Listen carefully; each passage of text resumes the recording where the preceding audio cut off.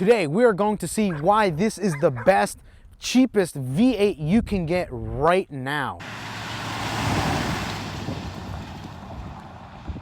Now, as you can imagine, since this shares the same platform as the Dodge Dakota, I mean, this is literally a pickup. It drives like a pickup, but I dare to say it's a little bit softer than a pickup, and I think that's because of the weight that it has carrying it for it. The suspension is softer, it's smoother, and right now we're on the back road, so it's gonna be bumpy, but honestly, it's a comfortable ride. You can't ask too much for a truck that is literally 23 years old right now as we're driving. The turn radius too is awesome. This being a mid-sized SUV, almost full size really, the drive and the handling is superb. I like it. You know, you really can't ask too much for these type of SUVs, especially when it's this age.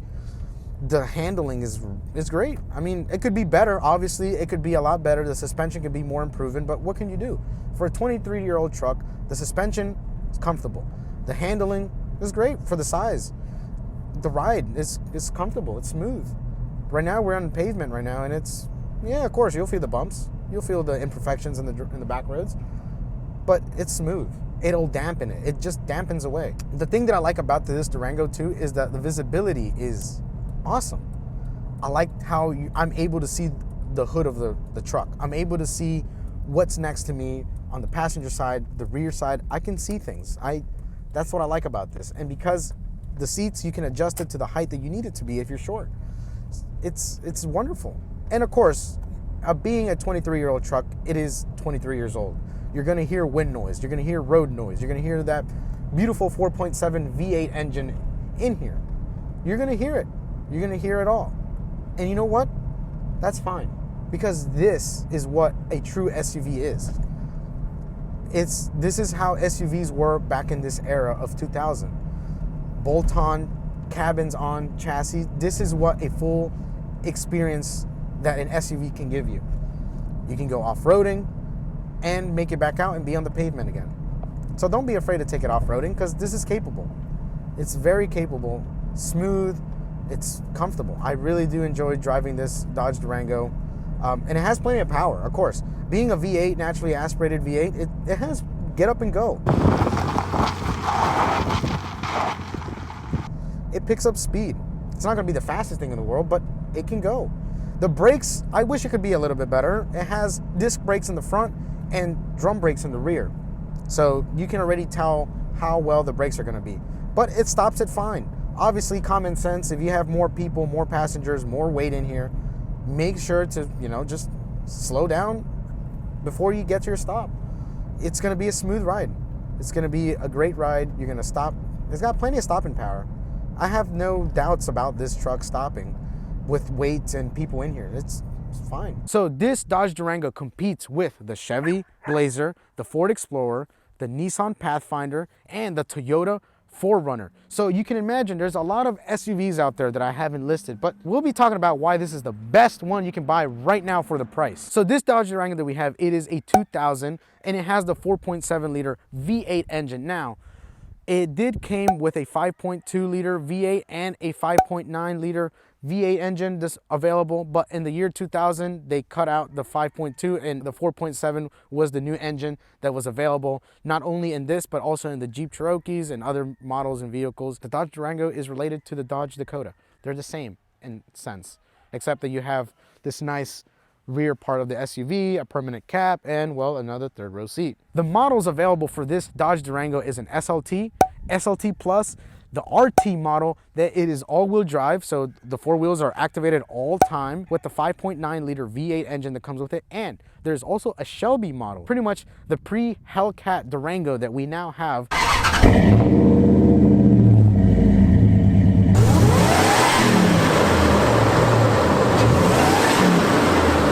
What I love about this Durango is the uniqueness, the style. You can tell when you're passing by one of these that is a Durango. You can clearly tell by its odd shape in the rear, its Dakota likeness, and its wannabe Ram big brother, that this is a Durango. Because this is the first gen Durango, they kind of made it a little bit awkward in the back. It does look a little bit like a Chrysler's Town and Country tailgate because it does share the rear tail lights. I love the lines that are above each fender. each flare, everything, the lines, it's just unique. You can tell the lines that they try to put onto this thing. You can tell it tries to look like a Jeep. You can tell it tries to be a Ram. And you know what? It works. I like it. I love it. Honestly, a lot of people don't like this. I like the smile. I like the grill. I like the lights, everything. And this has a potential to be a very good off-roader. There's a lot of good mods you can do to this thing, and it looks good. It just does. It is a nice future classic in my opinion. I think that one day these cars are gonna be appreciated. These trucks are gonna eventually be treated the way that they should have been treated instead of being run down. Now, as you can imagine, for being a mid-size SUV, I have plenty of space. I am very comfortable, room for my legs, room for my head. I'm not a very tall person, and I'm not a skinny guy, neither am I very big, but you have plenty of room. That's what I love about these Durangos, that you won't get in a regular Chevy Blazer or the pre-2000s Ford Explorer, or whenever they had the boxier, rounder one, the non-bigger Ford Explorer. This truck, when it was introduced, offered you more space, more power, more everything. Why would you not want to get something like this? Especially now, when they're cheap. The interior is also plastic. As you can imagine, this is the early 2000s. Everything is very finicky and plasticky, but it's here in this part is good plastic because it's not the cheap stuff like the dashes. The dashes are thin plastic. Luckily, my dash is not cracked or anything, but I wouldn't be surprised if it does crack one day, because in time, these plastics are going to deteriorate. The UV rays, it's going to destroy it all and it's going to be obliterated. But luckily, I've done a video where I took out the dash in order to change the heater core on this thing. I did not break it. By some miracle, I did not break it. So it's still intact. So you will still find some of these Dodges out there with dashes that aren't cracked, but they will crack because we've all seen the memes. Come on. The seats are cloth, not leather, and I like this. I prefer this. The nice thing about these early 2000 Dodges is that the seats are very comfortable. They're like a couch. I like it. I like the color and the design that this has. The driver's side has power seating, so you can adjust the lumbar, the height, and everything on this driver's side. The passenger side is just manual. Note that in 2001, they upgraded the interior completely.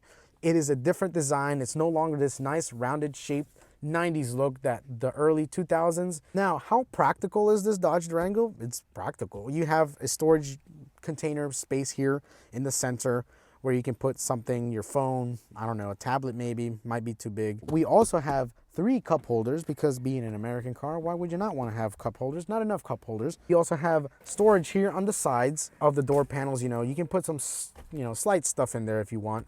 We also have a little storage here underneath the infotainment center. Yes, it's a different color because it broke, but you still have enough room to put things in there like receipts, paper, coins, whatever you want to put in there. And the glove box, well, as you can see, my handle is broken because, again, this is plastic interior and that was a bad plastic design. So we have adequate space in here. We have, enough room to put your title, registrations, whatever you want to put in there, honestly. Now, looking in here in the center console, it's pitiful. They could have made it a little bit bigger. The Chevy Blazer was bigger than this. I mean, you can still put some stuff in there, but I wish it was a little bit bigger. You have little coin slots in here so you can put quarter, dime, nickels, and stuff like that. Back in the day, we have a spot to put, like envelopes, receipts, or whatever, pens maybe. Looking here in the center console, we have the radio. I mean, this is an aftermarket radio, so I'll just put a picture of how it looks stock. We have the climate controls here onto the driver's side, the fan control, the vent control, and then the temperature climate control. And then right underneath that, we have the windshield wiper for the rear window. We have the defroster for the rear window. And then we have a 12 to 20 amp volt charger, and the cigarette lighter, which also could be used as a charger. The steering wheel, it's Dodge. There's nothing much that I can talk about the steering wheel. It's the steering wheel. Dash is okay. Like I said, it's Dodge. I mean, it's very Dodge. There's nothing much I can tell you. You have your, your RPM, your speedometer, and all that other stuff. You have, it's basic. It works. It's fine. You don't have any fancy things up here in the dome. It's just the lights that we have up here. And then you have your regular mirrors here. No lights or nothing. Just, again, plain Jane, very 2000s Dodge Durango. You do have power windows, power locks, and power mirrors. So you can adjust the mirrors by using the little dial that's there on the driver's side. So you have controls for all of that, your basic commodities that every car nowadays has. And then you have your light control switch on the side to turn on and turn off your headlights and your fog lights that's located on the driver left side. I'm not exaggerating, it's very comfy being back here. I have enough room for my feet. for my arms, for my head, plenty of space. I have 2 cup holders here in the center, and if you need even more cup holders, as long as there's not a third passenger in the middle and you're not squishing them, you can have 2 more cup holders. Because why not? Because sometimes I don't want to bend down to get my drink. Sometimes I want it to be right here. Well, you can in this Durango. As long as you don't have anybody else sitting in the center, it is very possible. We have 2 air vents here that supposedly blow air from the front. You can pass it back here for the passengers. Also, we have 2 storage spaces here in the front of these 2 chairs, because on the side of the door panels, there's nothing, just a speaker, and no plastic holder, nothing. We just get these in the front, and we have a safety handlebar holder, and that's it, really. I can't really tell you much anything else back here besides this cool light that we got back there. So that's all that we have back here. We don't have anything else, but it is very comfortable being back here. Like I said, these couches are, these seats are very couch-like. They're very squishy and comfortable. Now, to get to the 3rd row seating, there are 3 ways you can get in there. One, which my little siblings like to do, and I'm pretty sure all little kids, Mike's, it'll be easier for them, is if you lower this centerpiece down and they just climb over. That is probably the easiest way for the little ones to get in there. The other way is that you can lower these seats, and not just the seat that I am, but in this one too. On both sides you can do this. There's a little lever on the side, you just lift up. Sometimes you got to support the seat, push it down with it, it'll fold down.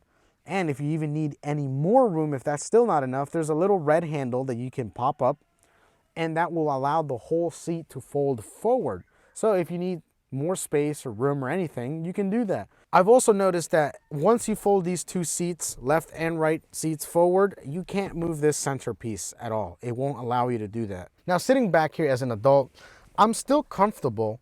I wish I had a little bit more leg room, but I mean, that's just the nature of the beast. You just don't have much room. These 2 seats are honestly more designed for kids or teenagers. You can fit 2 adults back here because there are only 2 seat belts for this rear passenger. Little kids, you can fit 3, as you can see here. We can fit 3 comfortably back here, an adult and 2 more kids. Or you can put 3 kids back here. They'll fit fine. We have 2 cup holders and a little tiny storage container back here. We also have a 12-volt DC charger that's located like right back here. So if you need to charge your phone or something, you know, for these rear passengers, you have it right here. It's not that far off. You can just stretch right over and be able to charge any devices that you need to up here. It is family friendly. Like I said, you can only fit 2 adults back here.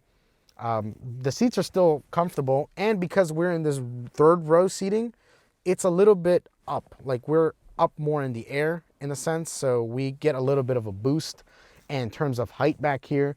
So the seats back here sit a little bit high, but they're comfortable. I like them. With the 3rd row seating up, you are limited in space, but don't let that fool you. You still have some space. As you can see, we can probably fit about 4 packs of water bottles, 2 side by side, and then 2 more stacked on top.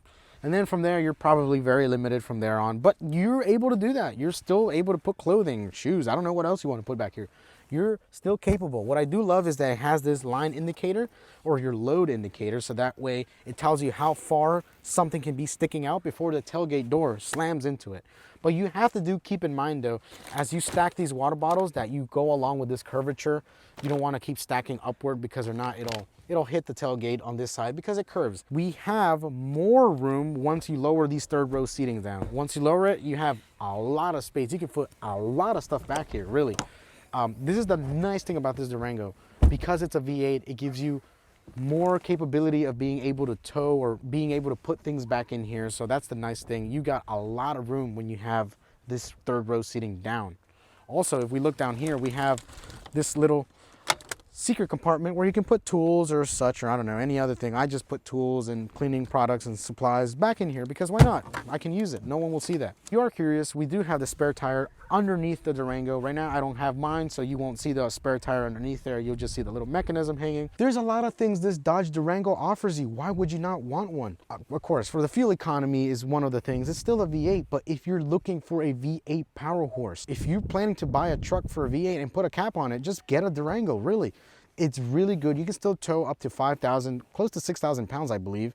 It still has a lot of space, a lot of comfort. If you can find one that is in decent condition, not all beat up and clapped out, why not get one?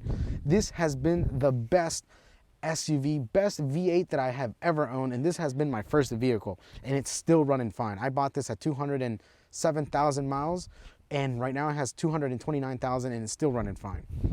You have a lot of for a 23-year-old truck. It still offers a lot and it looks good. Why not get a Dodge Durango? I think it's the best V8 you can get right now for the money. If you like today's video, don't forget to give us a thumbs up, give us a like, comment. Don't forget to browse the channel. And as always, I look forward to seeing you next video.